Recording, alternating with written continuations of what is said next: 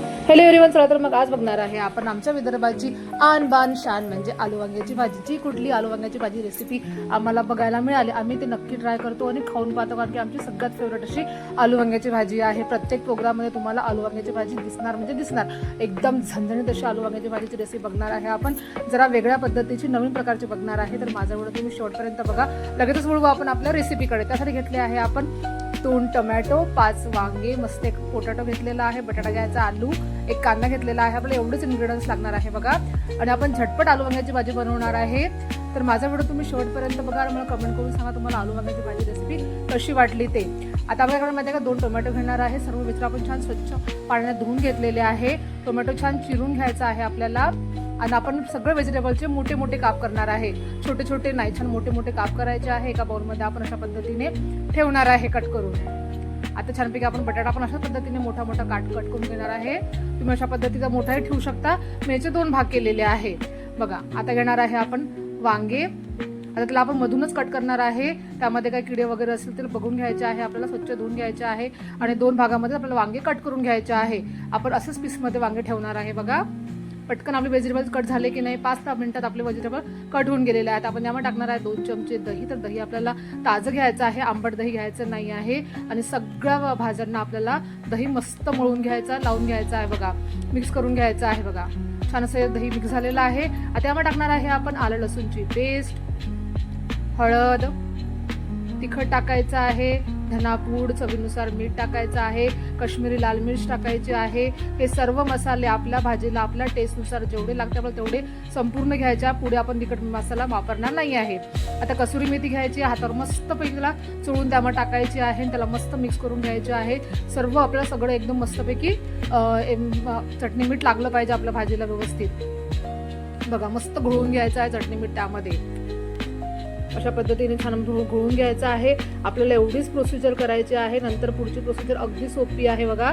छानपैकी त्याला घोळून ठेवायचं आहे दह्यामध्ये, म्हणजे आपल्या भाषेमध्ये मॅरिनेट करून ठेवायचं आहे बघा. सारं व्यवस्थित छान मिक्स झालं की आपण त्यावर प्लेट ठेवणार आहे. आणि पूर्ण हाफ आवरसाठी आपण त्याला मॅरिनेट करायला ठेवणार आहे बघा.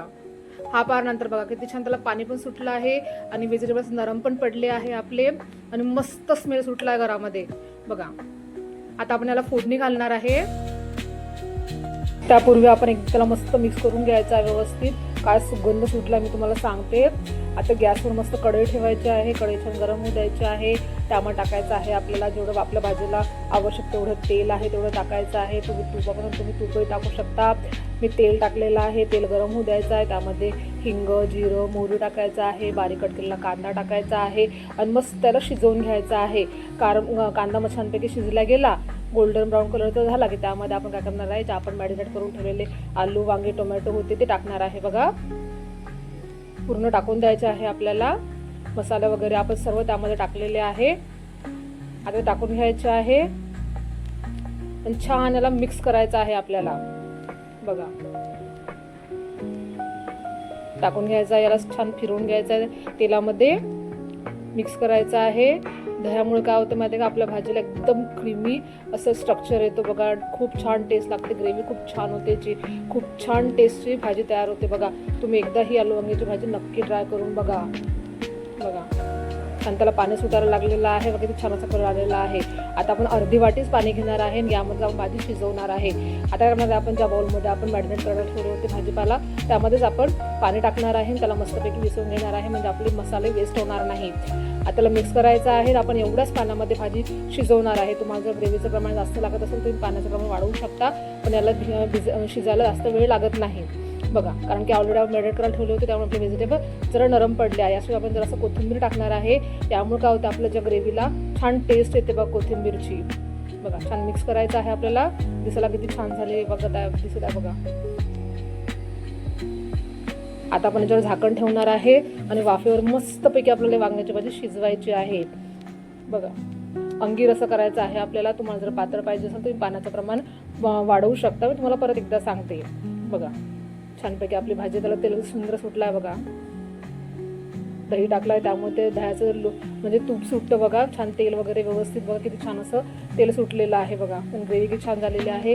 एक सुरचं सायन आपलं बघायचं व्यवस्थित शिजलं की नाही. बटाटा, वांगे, बटाट्याचं म्हणजे वांग्याचं जे डेट आहे ना ते बघायचं, कारण की ते शिजायला वेळ लागतं. छान भाजी शिजलेली आहे. आपल्याला गॅस बंद करायचा आहे बघा. आणि त्यामध्ये आपण टाकणार आहे थोडंसं गरम मसाला, आमच्या विदर्भाचाच मसाला आहे हे. छानपैकी मसाला टाकायचा आहे आपल्याला आणि कोथिंबीर टाकायची आहे. आणि गरमागरम आपल्याला भाजी सर्व करायची आहे. तर भाजी जराशी मी झाकून ठेवली होती. तोवर केल्या होत्या मी चपात्या, मस्त साध्या फुलक्याच केल्या होत्या आणि मस्तपैकी गरमागरम मी भाजी सर्व केली होती.